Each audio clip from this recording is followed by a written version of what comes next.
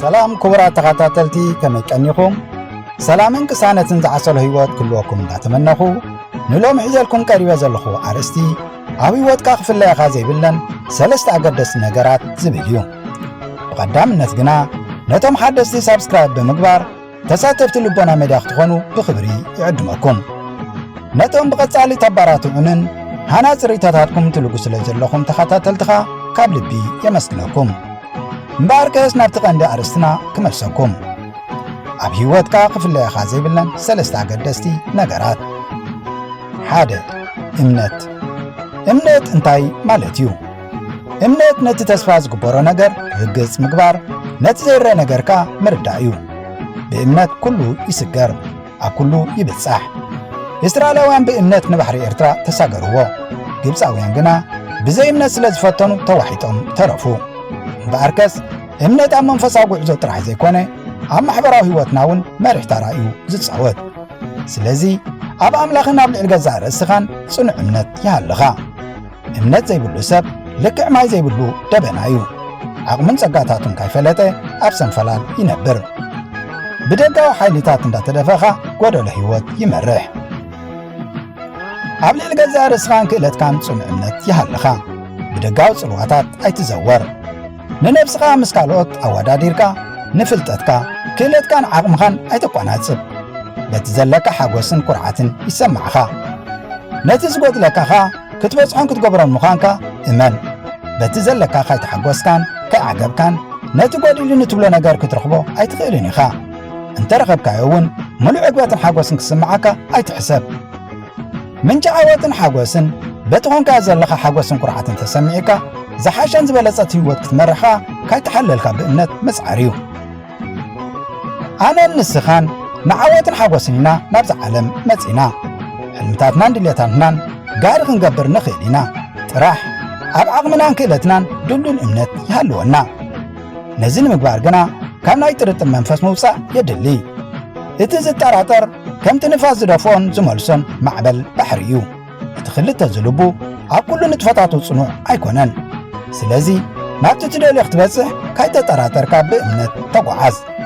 ኣብ ጉዕዞ ሓደ ዕንቅፋታት ክጋጥመካ ከሎ ክወድቕ ኢልካ ኣይትፍራሕ። ካይተጠራጠርካ ጉድለታትካን ድኸማትካን እንዳዓረምካ ንቕድሚት ተጓዓዝ። ኣብቶም ዘጋጥሙኻ ግዜያዊ ጸገማት ኣይተተኩር። ክትዕወት ምዃንካ ኣሚንካ ንድሕሪት ዘይኮነስ ንቕድሚት ኣቋምት። ኣብቲ ጥንኩር ግዜ ኢድካ ኣይተሃብ። ምናልባት ኣብ ገምገም ዓወት በፂሕኻ ትህሉ። ሰኣንቁርብ ምጽማም ኣብ ደንደስ ዓወት ምስ በጽሑ ዝሰዓሩ ኣዝዮም ብዙሓት እዮም። ንስኻ እውን ሓደ ካብኦም ካይትኸውን ብንቕሓት ስርሓትካ ኣሰላስል። ክትዕወት ምዃንካ ኣሚንካ ክሳብ መጨረሻ ተቓለስ። በበይኑ ዝኾነ ፈተና እንተበጽሓካ ንኹሉ ብትዕግስቲ ስገሮ። ብእምነት ትዕግስቲ ተጥርያ።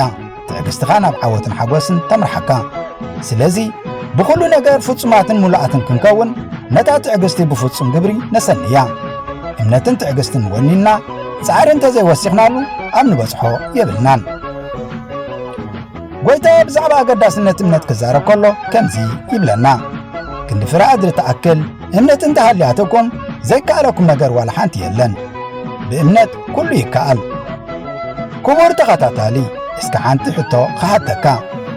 ብምሉእ ልብኻ ኣሚንካ ክገብሮ ኣለኒ ኢልካ ሰርሕኻዮ እሞ ዘይተዓወትካሉ ኣሎ ዶ? መልስኻ የለን ከም ትብለኒ ኣይጠራጠርን። እንተ ደኣ መልስኻ ወኾይኑ ግና እቲ ሓቂ ክሕብረካ። ብምሉእ ልብኻን የእምሮኻን ከም ትገብሮ ኣሚንካ ኣይኮንካን ጀሚርካዮ። እንታይ ደኣ እንዳተጠራጠርካ ይዕወተሉ ዶ ይኸውን ክፍትን ብዝብል ሓሳብ ኢኻ ጀሚርካዮ። ብጐደሎ እምነት እንዳተጠራጠርካ ዝስራሕ ስራሕኻ ውፅኢቱ ጽቡቕ ኣይኮነን። እምበኣርከስ ኣብ ዓለምና ዘሎ ዕብየትን ምዕባለን ብእምነት እዩ ተበጺሑ። እምነት ነቲ ዘይርአ ምርኣይ፣ ነቲ ዘይበጽሕኻኻ ኣቐዲምካ ከም ዝበጽሕኻዮ ርግጸኛ ምዃን እዩ። ስለዚ ብእምነት እምበር ብምርኣይ ኣይኮንናን ናብቲ ንብህጎ ንበጽሕ። ካብ ይዕንትና ርሑቕ ንዝኾነ ነገር ብእምነት ኢና ንበጽሖ። ክልተ ተስፋ። ነቲ ዝርአ ተስፋ ምግባር ተስፋ ኣይኮነን። ነቲ ዘይንርዮ ተስፋ እንተገበርና ግና ብትዕግስቲ ንጽበዮ። ብትዕግስቲ ጽንዓት፣ ብጽንዓት ከዓ ተስፋ ይርከብ። ብምርሓቕ መገዲ ደኺምና ተስፋ ኣይንቐብፅን።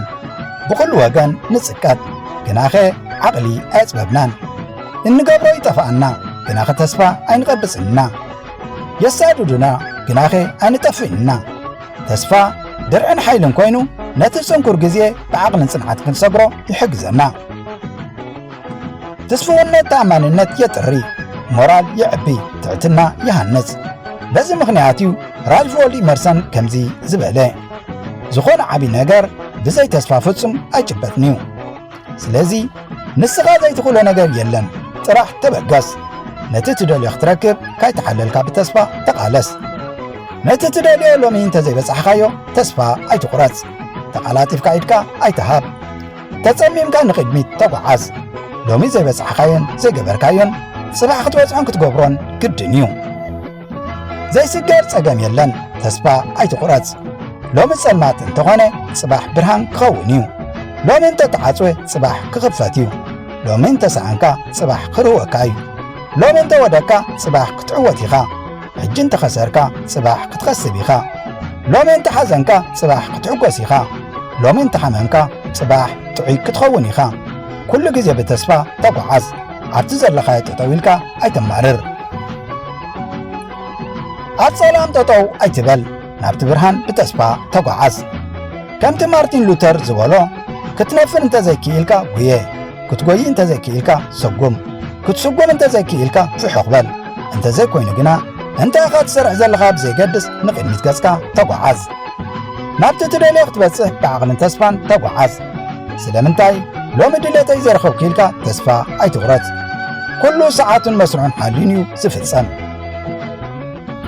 በቲ ዝኸሰርካዮን ብሕሉፍ ታሪኽካን ተስፋ ኣይትቑረጽ ብናይ ትማሊ ታሪኽ ኣይትወሰን ንቕድሚት ምጥማት ኣቋሪጽካ ንድሕሪት ኣይተማዕሉ ኣብ ሕሉፍ ተግባራትካን ሕፅረታትካን ኣይተድህብ ሎምን ጽባሕን ትሰርሖ እዩ ንመጻኢኻ ዝውስኖ ኩሉ ከከም ኣማጻጽኡ ክስተኻኸል እዩ ጽቡቕ እንተጋጠመ ንሰናይ ሽግር እንተጋጠመኻ ንሰናይ ምባል ተለማመድ ጸዋርኩን ልብኻ ንሓጐስን ረሃዋን ጥራሕ ኣይኮነን ክጸውር ዘለዎ ካብቶም ዘጋጥሙኻ ጸጋማት ኣይትህደም ደፊርካ ግጠሞም ጽምም ኢልካ ንቕድሚት ተጓዓዝ እዚ ሕጂ ኣጋጢምካ ዘሎ ጸጋም ቅድምኻ ንብዙሓት ኣጋጢምዎም እዩ ተዓዊቶምልኻ ንስኻ እውን ክትዕወተሉ ትኽእል ኢኻ ኣብቲ ዘለኻዮ ጠጠው ኣይትበል ኩሉ ግዜ ትስፉኩን ጸላም ሓሊፍካ ብርሃን ከም ዘሎ ኣሚንካ ተጓዓዝ ኣብቲ ጸላም ጥራሕ ኣይትመልከት ናብቲ ኪኖ ጸላም ዘሎ ብርሃን ኣቋምት 3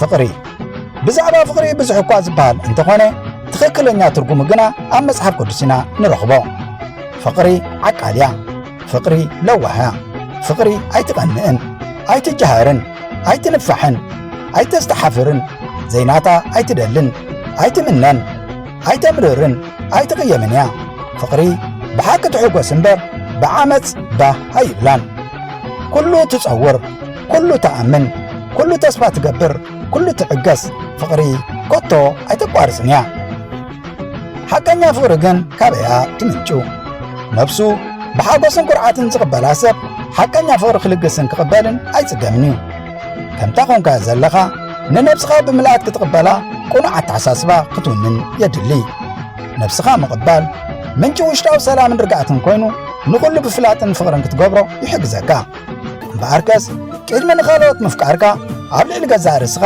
ልዑል ፍቕርን ሓልዮትን ይሃልኻ ቅድሚ ሰባት ክቕበሉኻን ከፍቅሩኻን ምጽባይ ብመጀመርታ በዓልኻ ንነፍስኻ ተቐበላን ኣፍቅራን ንነፍስኻ በዓልኻ ዘይተቐበልካያን ዘየፍቀርካያን ካልኦት ከፍቅሩኻን ክቕበሉኻን ኣይትጸበ ከምኡውን ንነፍስኻ ብምልኣት ካይተቐበልካን ካየፍቀርካን ንኻልኦት የፍቅርን ይቕበልኒ እንተበልካ ዓብዪ ስሕተት እዩ ሓደ ሰብ ንኻልኦት ክሓልን ከፍቅርን እንተኾይኑ ብቐዳምነት ንነፍሱ ክሓልን ከፍቅርን ኣለዎ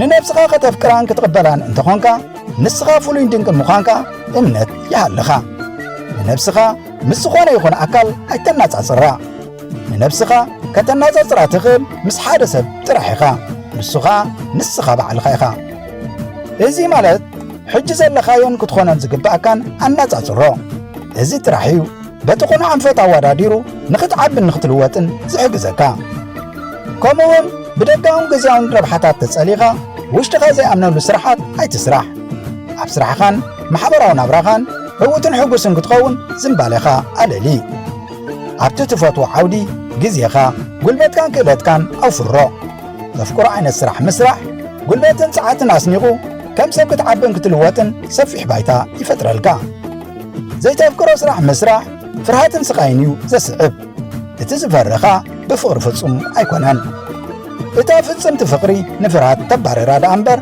ኣብታ ፍቕርስ ፍርሃት የልቦን ብሕሉፍ ጌጋታትካ ንነፍስኻ ኮነ ንኻልኦት ኣይትንቀፍ ካብኦም ፍልጠትን ተመክሮን ቀሲምካ ዝሓሸ ስራሕ ሰሪዕኻ ዝበለፀ ውፅኢት ክትጓናፀፍ ሕሰብ ንነፍሱ ምሕረት ዝገብርን ዘፍቅርን ሰብ ንኻልኦት ከፍቅርን ሕድገታት ክገብርን ኣይጽገምን እዩ እቲ ኣብ ልዕሊ ገዛዕ ርእሱን ካልኦትን ዝሕንሕን ግና ኣብኡ ፍቕሪ የልቦን ነቲ ዝረአየ ሓዉ ዘየፍቀሮ ነቲ ዘይረአየ ኣምላኽ ከፍቅሮ ኣይከኣሎን እዩ ንሓዉ እናጸልኦ ንኣምላኽ ኣፍቅሮ እየ ዝብል እንተሎ ንሱ ሓሳዊ እዩ ፍቕሪ ኣባና እንተልያ ስርክፋ ዝኾነ ሓሳባትን ተግባራትን ካባና ርሒቕና ንኩሓፎ ምኽንያቱ ፍቕሪ ንብጻእ እከይ ኣይትገብረን እያ ፍቕሪ ማለት እኮ ዕርቂ ሓጎስ ዓቕሊ ለውሓት ሕያውነት እምነት ህድኣት ይኣኽለኒ ምባል እዩ እዞም ዝተጠቕሱ ባህርያት ዘይብሉ ሰብ ሓቀኛ ፍቕሪ ክህብን ክቕበልን ፈጺምካ ኣይትሕሰብ ፍቕሪ ሓቂ ኮይና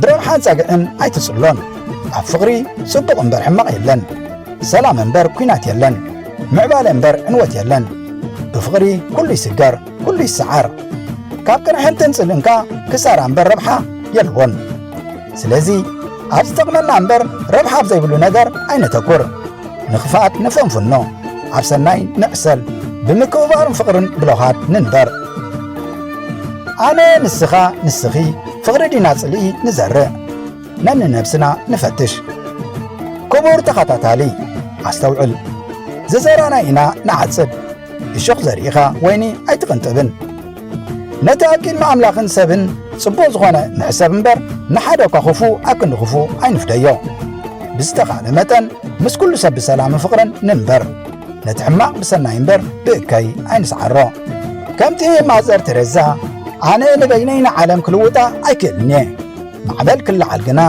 ሓንቲ እምኒ ናብ ባሕሪ ክድርቢ ይኽእል እየ ዝበለቶ ኣብ ገዛና ስድራና ሃገርናን ከባቢናን ሰላምን ቅሳነትን ዕብየትን ክነግስ ናይ ኩሉና ጻዕርን ቃልስን ይሓትት ኩሉ ክሰዓር ከሎ ፍቕሪ ግና ኣይትሰዓርን እያ ፍቕሪ እምበር ጽልእን ቅርሕንትን ዝቕስቅስ ዘረባ ነወግድ ካብ ጸቢብን ኣናውን ስነ ሓሳብ ንውፃእ ኣነ ንስኻ ንስኺ ድንድል ሰላም ፍቕርን ንምህናጽ እጃምና ነበርክት ዘለና ዓቕምን ክእለትን ኣብ ሰናይ ነገር ነውፍሮ ካብ ፀግዕን ጸቢብ ሓሳባትን ንውፃእ ብሰላምን ፍቕርን ብሓባር ምስ ንጓዓዝ ጥራሕና ብውልቅን ሃገርን ከባብን ክንዓብን ክንልወጥን ንኽእል ኣብ መወዳእታ ከምቲ ቃል ጎይታና ፍቕሪ ብዙሕ ሓጢኣት ትኸድንያ እሞ ብሰላምን ፍቕርን ንበሩ ዝብለና ብፍቕርን ስኒትን ክንነብር ኣምላኽ ይሓግዘና ኣብ ሃገርናን ከባቢናን ድማ ሓድሽ ናይ ሰላምን ፍቕርን ምዕራፍ ይኽፈተልና ደጊሜ ሰላምን ፍቕርን ዕብየትን ንሃገርናን ንመላእ ከባቢናን እንዳተመነኹ ናብዚ ደረጃ ክንበጽሕኻ ኩላትና እወንታዊ ኣስተዋጽኦ ክንገብር ይላቦ ኣብ ቀጻሊ ብኻልእ ኣርእስቲ ክሳብ ንራኸብ ሰሰናዩ ይምነየልኩም ቻው ሰላም ቅነ ምሳኹም ዝጸናዕኹ ተስፉ ክንፈ ወዲ ክንፈ